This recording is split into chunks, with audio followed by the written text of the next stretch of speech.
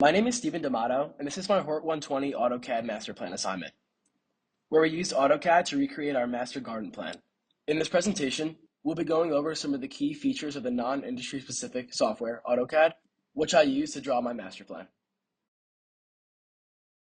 First is model space.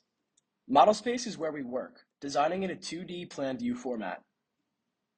We use several tools within model space, such as the line, polyline, circle, arc, trim, and hatch tool, as well as many more, each coming together to help us insert different aspects of our design. We use the line and polyline tool to trace the property line and house dimensions.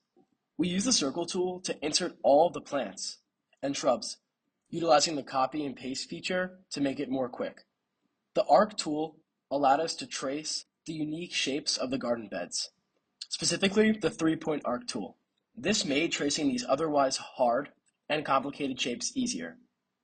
The hatch tool helped us insert a hatch pattern on the front walkway.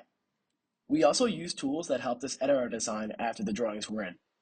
The trim tool snips off extra line segments that we might have accidentally drawn in.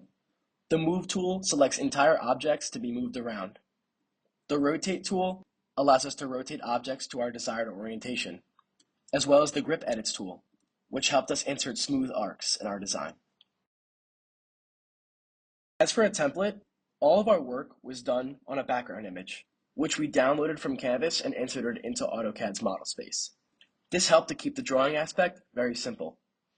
When inserting the background template, we made sure to put it on its own separate layer, naming it background image and locking it in place so it wouldn't move as we traced.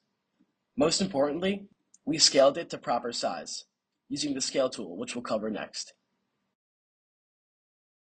The scale tool is extremely important as it lets us work using real-world dimensions.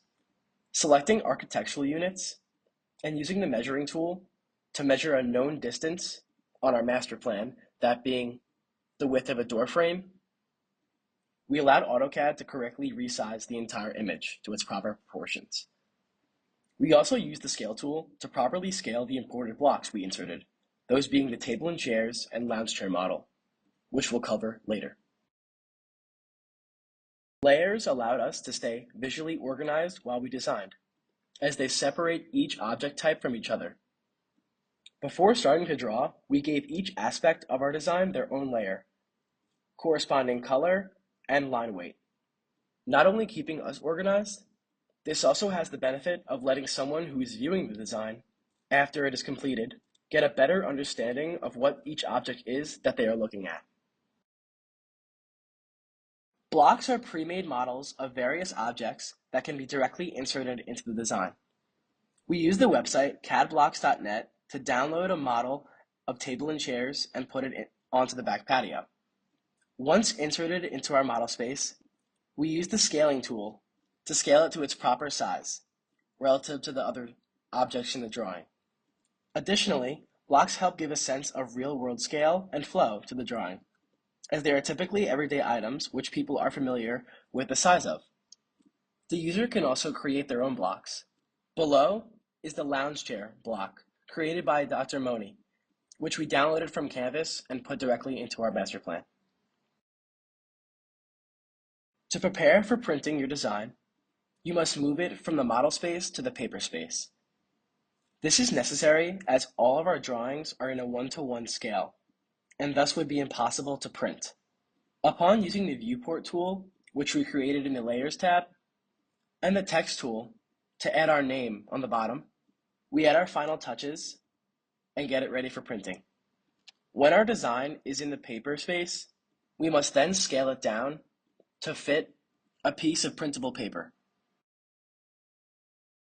In conclusion, this was a good learning experience, exposing me to the basics of the non-industry specific software AutoCAD, developing a good understanding of its key features, including how to scale an image, how to use layers, how to organize my design, how to import blocks into my drawing, and finally, how to properly scale an image to a printable area, allowing me to understand its usefulness in our HORT 120 class, as well as other applications in the landscape design industry.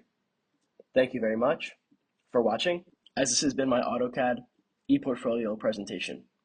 Have a good day.